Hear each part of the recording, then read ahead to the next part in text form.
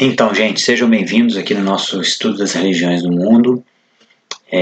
Essa é uma aula introdutória que nós vamos falar alguns conceitos filosóficos, teológicos, alguns conceitos práticos, né, dessa ideia dessas aulas de estudo das religiões. Então a gente precisa primeiro começar definindo alguns termos, para quando a gente falar de outras religiões e de outras, a gente vai usar nesse estudo, principalmente o termo cosmovisões, porque cosmovisão é um termo mais amplo, porque inclui o ateísmo, o deísmo, que não são, principalmente o ateísmo. O deísmo crê em Deus, mas o ateísmo crê que Deus não existe, mas ele é uma cosmovisão também. Cosmovisão é um termo que tenta abarcar toda a realidade, seja a questão do início, por que estamos aqui, para onde vamos. Isso é uma cosmovisão. Então todas as religiões que creem numa divindade são cosmovisões, mas nem toda cosmovisão é uma religião. No caso, o ateísmo. Então, nesse sentido, a gente vai abarcar inclusive o ateísmo, com essa abordagem mais ampla de cosmovisão. E o ateísmo é a crença de que Deus não existe. Tá? A é a negação e theos do grego é Deus. Então, a negação de Deus. Então, Deus não existe na crença do ateu. O que é o deísmo? É um intermediário entre o ateísmo e o teísmo. Isso aqui surge lá no século XVI, XVII, com o início da Idade Moderna. E a ideia de que Deus criou o universo, porém o abandonou. Então, historicamente, né, a gente vem de baixo para cima, que é o teísmo surgiu primeiro, depois o deísmo e depois o ateísmo sempre existiu junto com a história da humanidade. Porém, o ateísmo ganhou mais força, principalmente depois do século XIX. Então a sociedade antiga, medieval, acreditava em Deus, num Deus pessoal, e aí com o advento da Idade Moderna, a evolução da ciência, a revolução científica, Newton, Galileu, Copérnico, Francis Bacon, aquele pessoal todo ali na Renascença, da Idade Moderna, eles começaram a perceber que o mundo tinha leis fixas e que era possível prever o que aconteceria baseado nessas leis. Então, por causa disso, eles começaram a mudar o conceito deles, porque até então, na Idade Média, acreditava-se que Deus estava envolvido diretamente em todos os efeitos que observava-se na realidade. Então, chovia, acreditava que ou na Idade Clássica, né, acreditava que Deus estava coabitando com a Mãe Terra, né? Então surgia muito na Idade Antiga essa ideia de que a chuva era o sêmen que estava semeando na Terra. Então eram os deuses se encontrando, Deus, eu não lembro o nome do Deus, mas o Deus do céu com a deusa a Mãe Terra. Daí que surge o termo Mãe para a Terra. O trovão associava-se ao grito de Deus, enfim, todos os efeitos que observava, acreditava-se que Deus estava diretamente envolvido nisso.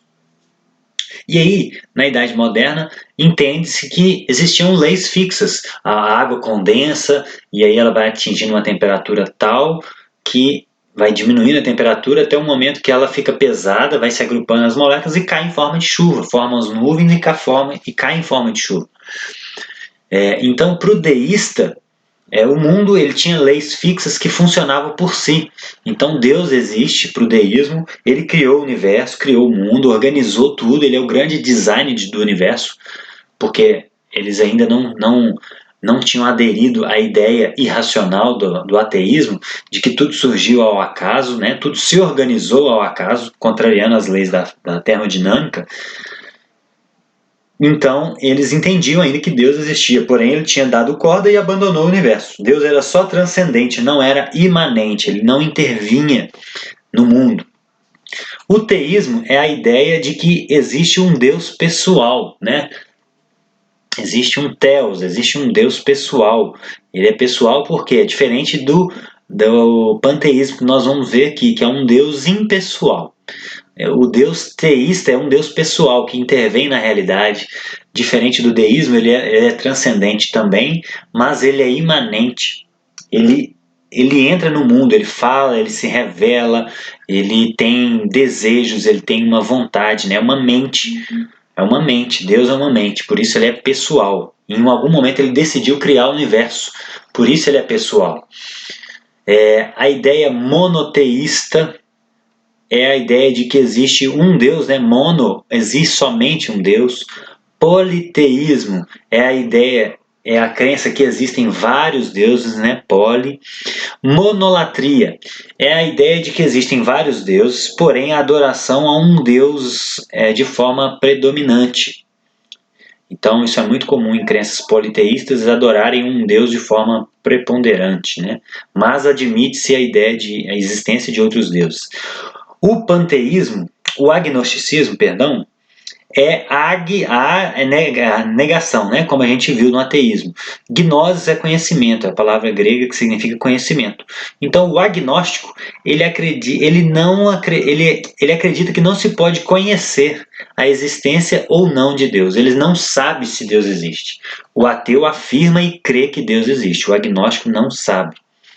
Panteísta é aquela ideia de que tudo é Deus e Deus é tudo. Aqui que eu falei que Deus é uma energia, Deus é algo impessoal. Ele não fala, ele não tem vontade, ele não pede coisas para o ser humano. Ele é a energia que está por trás de tudo, né? É muito difícil entender o panteísmo. E o animismo é uma crença muito antiga de que a natureza é povoada por espíritos. É muito comum essas crenças nos índios, né? Eles acreditam que a natureza é povoada por espíritos dos seus ancestrais, por exemplo. Por isso que eles respeitam muito a natureza. E é possível também, em algum momento, uma mistura dessas crenças, né? O politeísmo pode se misturar com monolatria, como eu falei. O panteísmo pode se misturar com o animismo. Então essas são as definições das cosmovisões existentes. E agora a gente vê a seguinte questão: o que é religião? Religião vem do latim religare, que significa religação com o divino. Então, religião é um conjunto de sistema de crenças além de visões de mundo. Ou seja, é uma tentativa de explicar o todo da existência, né? Isso é religião. A analogia que muitos fazem é a vida, as áreas do conhecimento são um quebra-cabeça. Cada peça é uma área do conhecimento. Física, química, biologia, filosofia, direito. Cada peça dessa de conhecimento da existência é uma peça do quebra-cabeça. A religião, a cosmovisão, ela tenta buscar o todo, ela é a tampa da caixa, ou seja, a tampa da caixa sempre tem todas as peças organizadas, mostrando como que elas se ligam e mostrando o todo da realidade daquele quebra-cabeça. Então, a religião, as cosmovisões, é a busca da verdade metafísica, o que está por trás de tudo. A física estuda só como a matéria se comporta no mundo. A biologia estuda como os seres funcionam. Mas a religião, a metafísica, essa cosmovisão, ela tenta entender de onde nós viemos, por que estamos aqui, para onde vamos. As três perguntas principais da filosofia. Então a religião é a busca dessa verdade metafísica. Agora, por que existem religiões? Por causa dessas perguntas que eu falei. De onde eu vim, quem sou eu, para onde eu vou, qual é o sentido da vida, como o mundo passou a existir. Todas essas perguntas inquietam o ser humano desde que o ser humano é ser humano e por causa disso surgem as cosmovisões, as tentativas de explicar o todo. Né? Então a vida é como um quebra-cabeça, como eu falei. A religião quer ver a tampa da caixa. As cosmovisões querem ver a tampa da caixa, querem ver o todo. E uma dessas formas de entender o mundo é através da filosofia, né? Que é a junção do filéu, que é o amor de amigo, com sofia, que é sabedoria.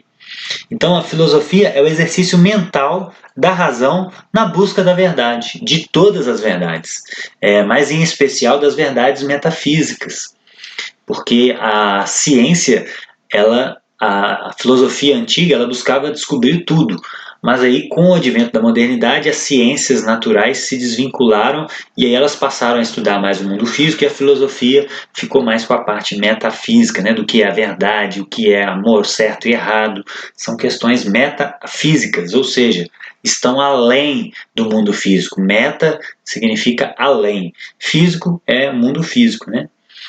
E uma das ferramentas da filosofia para buscar a verdade é a lógica, que a lógica é como se fosse o trilho de um trem. O trem é a razão, né? Essa é uma analogia que eu estudei na faculdade. O trem é a razão, a estação da verdade está lá na frente e a lógica é o trilho. O trem não consegue chegar na estação se não for pela lógica. Ou seja, a gente não consegue, a nossa razão, que é o trem, não chega na estação da verdade se não for trilhado pela lógica. Então a lógica é uma ajuda a nos corrigir erros. A lógica não descobre verdade. A lógica é apenas uma forma da gente descobrir um raciocínio errado. Se algo contraria a lógica, necessariamente não pode chegar à verdade, né? Então é um primeiro princípio de todo conhecimento e raciocínio humano. Por exemplo, a lei da não contradição de Aristóteles diz que duas afirmações contrárias não podem ser verdadeiras ao mesmo tempo e no mesmo sentido. Então, se duas pessoas fazem afirmações contrárias, elas não podem ser verdadeiras ao mesmo tempo e no mesmo sentido. Então, se alguém afirma a verdade absoluta, o outro diz a verdade é relativa. Essas duas afirmações não podem ser verdadeiras ao mesmo tempo e no mesmo sentido. Portanto, alguém está errado nessa história, né? E ela é usada para detectar erro de raciocínio, como eu falei. É possível conhecer a verdade metafísica? Essa é uma grande pergunta. E a epistemologia, que é a área da filosofia que estuda o conhecimento, né, ela vai usar dois testes, o teste de coerência e o de correspondência. O de coerência para ver se ela tem coerência interna, se ela não se contradiz, por exemplo. E o de correspondência é para saber se o que ela afirma que é coerente, já passou pelo teste de coerência, se corresponde à realidade, ou se corresponde a outras percepções da realidade de outras áreas do conhecimento humano.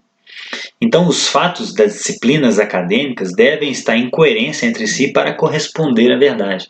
Então, uma descoberta da ciência, se existe uma verdade metafísica, e é óbvio que existe, mesmo que ela seja a não existência de um Deus, né, isso é uma verdade, seria uma verdade, os fatos de todas as disciplinas, de todo mundo que estuda a realidade, tem que ter uma coerência entre si para corresponder à verdade. Agora, a grande questão é, o que é a verdade? Essa foi uma pergunta de Pilatos, que Pilatos fez a Jesus. É uma das perguntas mais importantes da existência. O que é a verdade? E é claro que hoje existem ideias de que acreditam que a verdade é relativa, porém essa é uma afirmação autocontraditória, autodestrutiva, porque se a verdade é relativa, a verdade que essa pessoa está afirmando, ela também é relativa, então a gente não precisa acreditar nela.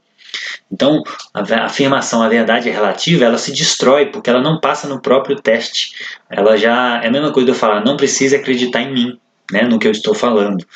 Então, a verdade não pode ser relativa. A verdade, e isso a gente experimenta na vida cotidiana também, né, na nossa realidade.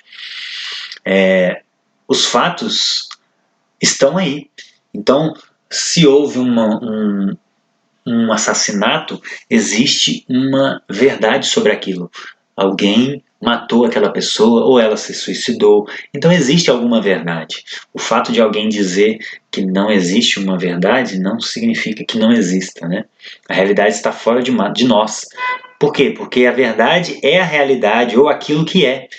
E ela é descoberta, a verdade ela é descoberta, não inventada. Por exemplo, a gravidade existia antes de Newton. Newton apenas nomeou essa força, mas a força já existia.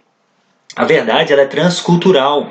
2 mais 2 é 4 para todo mundo, em todo lugar, em qualquer época. E a gente poderia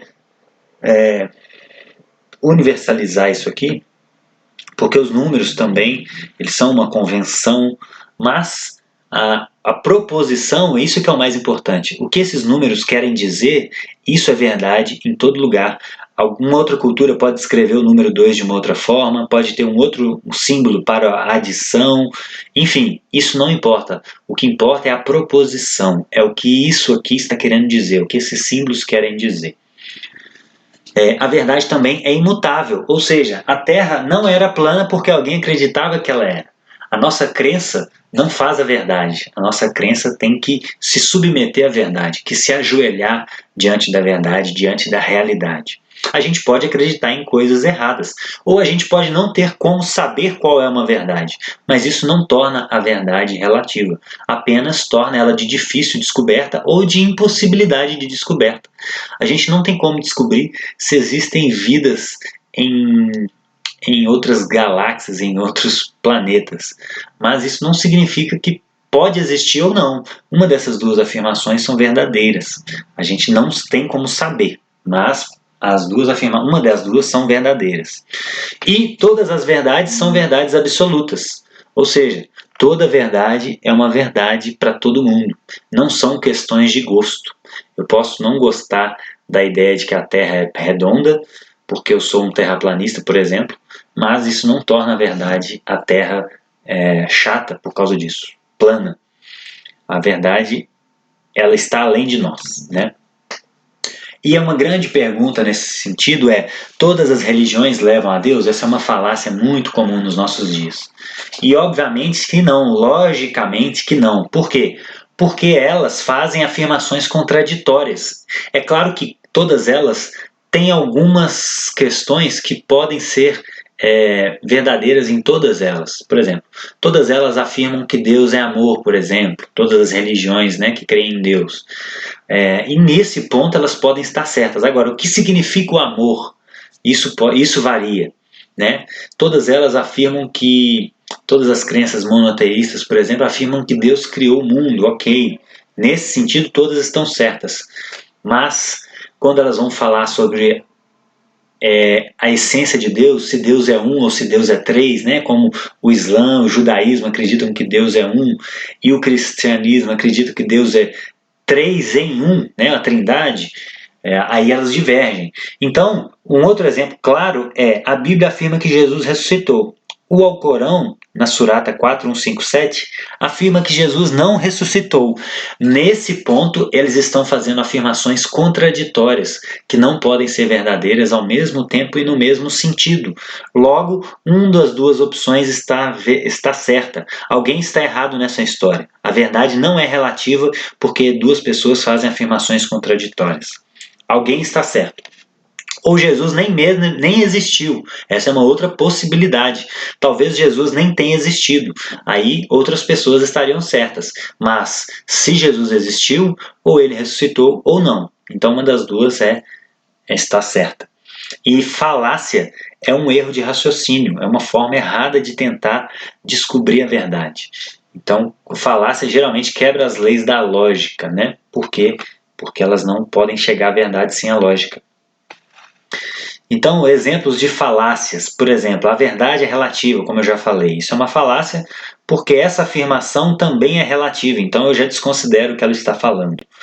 Outra afirmação muito comum, só o que é científico é verdadeiro. Isso é muito comum, principalmente depois do século XIX, com o surgimento do cientificismo, do positivismo lógico, né, dessa escola lá do ciclo de Viena. Se só o que é científico é verdadeiro, essa afirmação não passa pelo critério que ela mesma estipula. Por quê? Não tem como a gente descobrir cientificamente se só o que é científico é verdadeiro. Então isso é uma falácia de petição de princípio. É uma afirmação que busca apenas pelo seu critério definir o que é verdade ou não. É o mesmo que a gente usar apenas uma disciplina da realidade para falar que só ela que descobre a verdade, só a arqueologia que descobre a verdade, ou só a química, ou só a física. Não, elas descobrem elementos do mundo físico que em conjunto podem descrever uma realidade maior. E isso, gente. Então essa é a nossa aula introdutória. A próxima aula nós vamos falar do diagnóstico das principais correntes religiosas do mundo. E mas esse aqui são conceitos filosóficos e teológicos fundamentais para a gente estudar as religiões, tá bom? Então, até a próxima aula. Fiquem com Deus.